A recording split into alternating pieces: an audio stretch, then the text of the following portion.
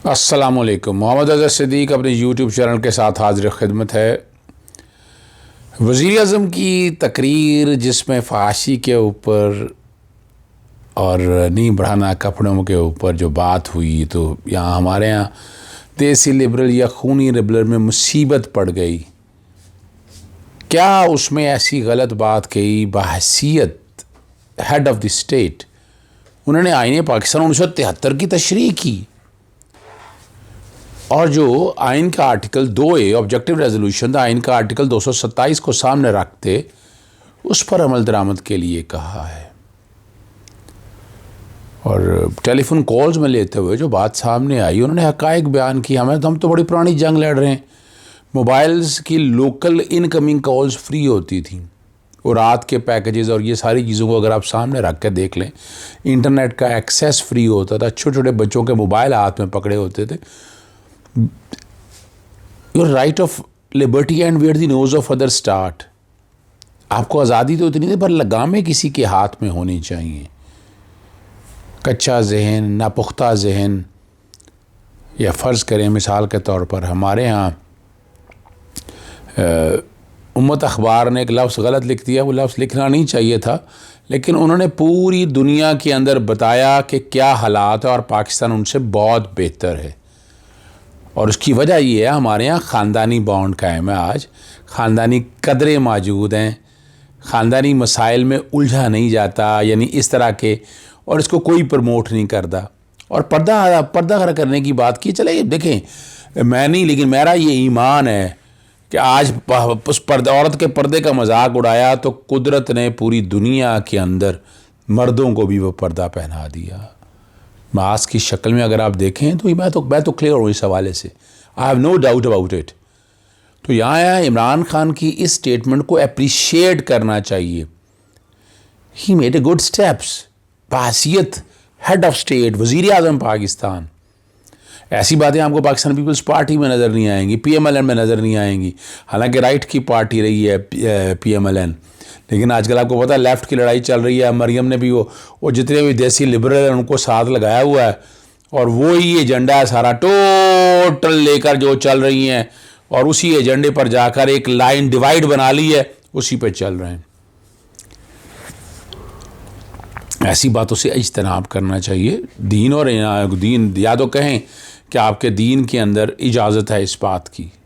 कुरान मजीद की तालीमात बेसिक्स है आपका, और जिन्हें कुरान मजीद को या दीनी बेसिक कॉन्सेप्ट को समझते हैं तो उन्हें क्लैरिटी है। देखिए, इस पर कोई एतराज़ नहीं है। आप दुपट्टा नहीं लेते चलें, कोई बात नहीं। फ़रंगियों सा लिबास पहन मगर मर्द राह बन साथ।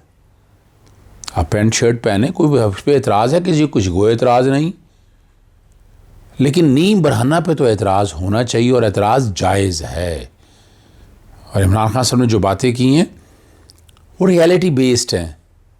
वो मर्चे लग जाना, मुसीबत पड़ जाना, और औरत मार्च के बारे में, और क्या थी औरत मार्च है क्या, यही तो चाहते हैं वो कि पूछने वाला कोई ना हो, जो मर्ज़ी मैं करूं, जिधर मर्ज़ी जाऊं, जिधर मर्ज़ी मैं बैठूं, जिधर मर्ज़ी मैं उठूं, और कोई पूछने वाला ना हो। बहरहाल वज़ीर आज़म के साथ हम खड़े हैं इस बात के ऊपर, और सपोर्ट करते हैं कि फाशी की और नीम उड़ाने की इजाज़त नहीं दी जा सकती। आप अपने राइट के लिए लड़ें, बिल्कुल लड़ें, हम साथ हैं आपके, मगर ये नहीं है कि आप ऐसे कोई काम करें जो दीन और शरा के ख़िलाफ़ हों। अच्छा, एक बड़ा अहम इशू है, और वो है उर्दू के नफाज का। चूँकि वफाकी सतह पर बात कर रहे होते हैं, उर्दू के नफाज का chief justice Balochistan high court justice Jamal Khan Mandokhel और जस्टिस कामरान मलाखेल पर मुश्तमिल डिवीज़न बेंच ने समाअत की है। सुप्रीम कोर्ट के फ़ैसले पर अमल दरामद नहीं हो रहा। सुप्रीम कोर्ट जस्टिस जवालिस ख्वाजा ने बड़ा वाज़ तौर पर कहा, उर्दू में जजमेंट्स का लिए कहा, बड़ी कोशिश की उन्होंने पब्लिक सर्विस कमीशन के इम्तहानात उर्दू में लिए जाएँ। ये जो वकील है नज़ीर आगा साहब, उन्होंने बात की। CSS इम्तहान में बड़ी तादाद में तालबात इंग्लिश के पर्चे में फ़ेल हो जाते हैं। उर्दू को दफ्तरी और तालीमी ज़ुबान बनाने कि सुप्रीम कोर्ट के फैसले पर अमल दरामद किया जाना चाहिए।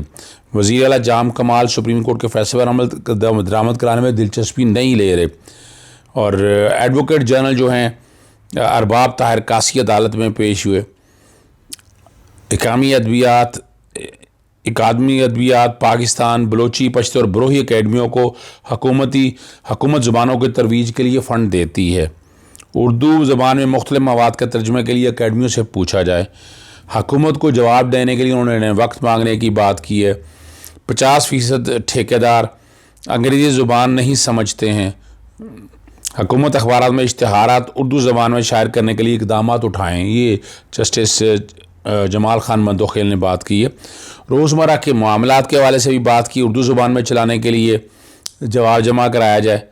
और बलोचिस्तान हाई कोर्ट साइलिन की सहूलियत के लिए उर्दू ज़ुबान में नोटिस और फैसले तहरीर शुरू कर दें। ये जब थे जस्टिस जवारस ख्वाजा, उन्होंने बड़ा वाज़ेह तौर पर जजमेंट भी दी थी और हमने उन दिनों में देखा भी था कि उर्दू के हवाले से बड़ी वाज़ेह तौर पर ये चीज़ें सामने आ गई थी। अब एक बड़ा अहम इशू है, आप कह रहे होंगे आखिर में क्यों रखा है, लेकिन ये ज़रूरी है आप लोगों के समझने के लिए कि लाहौर हाई कोर्ट में जो मैं तमहीद इसलिए नहीं बांध रहा, मैं उससे पहले मैं जिक्र कर चुका हूँ कि लाहौर हाई कोर्ट में दरख्वास्त दी हुई थी चीनी की कीमतें फ़िक्स करने के लिए। वफाकी हुकूमत आगे आती नहीं, सूबाई हुकूमत अपने कानूनी और आइनी इख्तियारात इस्तेमाल नहीं करती है। Prevention of price control and hoarding act 1977 के तहत चीनी की कीमतों का, आटा का, दालों का, घी का, सीमेंट का, ये सारा इख्तियार पहले वफाकी हुकूमत के पास था और ये अब सूबाई हुकूमतों के बाद 18वीं तरमीम में इबहाम बड़े पैदा किए ना, और हम इसको क्लैरिटी के साथ चीज़ों को सामने ले नहीं आए हैं। इस पर मई के लिए बाकायदा वफाकी और सूबाई हुकूमतों को कहा, वो बाकायदा मेरी दरख्वास्त के ऊपर लाहौर हाई कोर्ट ने कमेटी बनाना चाहिए थी कि वफाकी हुकूमत और सूबाई हुकूमत अपना तहरीरी तौर पर जवाब लेकर आएँ। वहीं पर अदालत में बताया गया था कि 80 रुपये कीमत एक्स मिल चीनी की कीमत फ़िक्स कर दी है और रिटेल में 85 रुपये की होगी फ़रोख्त। बड़ा अच्छा इक़दाम है। अब चीनी मिल के जो है ना जी, वो शो डाल रहे हैं 80 रुपये। भाई ये तो आपने जो गन्ना ख़रीदा है, पुराना गन्ना ख़रीदा हुआ है, आपका सारा कॉस्ट फैक्टर सारे निकाल दिए। कंपटीशन कमीशन ऑफ पाकिस्तान ने इसी दरख्वास्त के अंदर कॉस्ट के हवाले से बड़ा वाज़ेह तौर पर 66 रुपये के करीब कॉस्ट या 62 के करीब कॉस्ट आई थी। बहरहाल लाहौर हाई कोर्ट ने कल तक के लिए, यानी आज तक के लिए चीनी की 80 रुपये जो कीमत है शुगर मिल मालकान से रोक दिया लेने से। सेक्रेटरी इंडस्ट्रीज़ के इन कमिश्नर और FBR के नुमाइंदों को तलब कर लिया है। तांदिया वाला शुगर मिल वगैरह नहीं गए, ज़ख़ीरा अंदाज़ी, उनका कहना है कि ज़ख़ीरा अंदाज़ी का इल्ज़ाम लगाकर शोहरत को नुकसान पहुँचाया जा रहा है। सूबाई हुकूमत ने चीनी की कीमत खुद ही मुकर्रर कर दी है। पहले भी चीनी सूबाई हुकूमत ही करती थी, अब यो मर्ज़ी कहें। और सूबाई हुकूमत ने चीनी की कीमतों को कंट्रोल करने के हवाले से मुलाजमीन अपने बैठा दी। तो क्या करें, आपके छोड़ दें?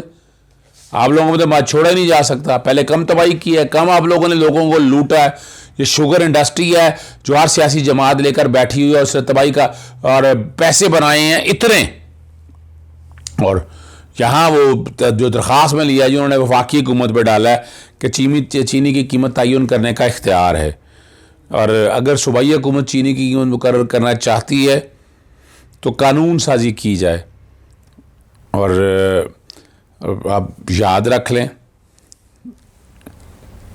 और ये अदालत के सवाल हैं मुख्तलिफ। बताया जाए कि कीमतों के तयन का इख्तियार वफाक का है या सूबाई हुकूमत का।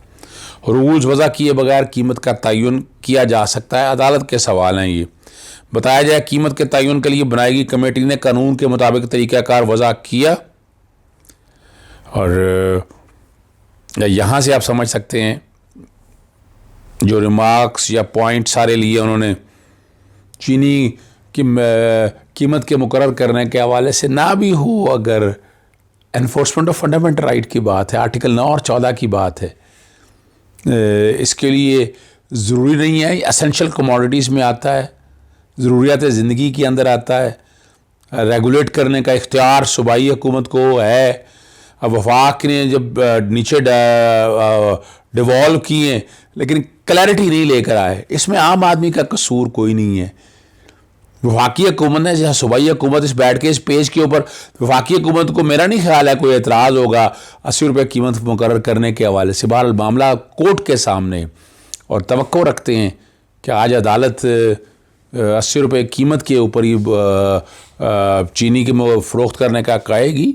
और इसमें वाज़े तौर पर जो चीनी के जो प्रोडक्शन कॉस्ट है वो सारी 66 से 62 रुपये कंपटीशन कमीशन को बुला लें और वो सारी चीज़ें आपको बता देंगे कि चीनी की कीमत वो कितनी मुकर्रर की हुई है और क्या मुकर्रर की हुई है। इजाज़त दीजिएगा। अस्सलामु अलैकुम। खुदा हाफ़िज़। पाकिस्तान जिंदाबाद।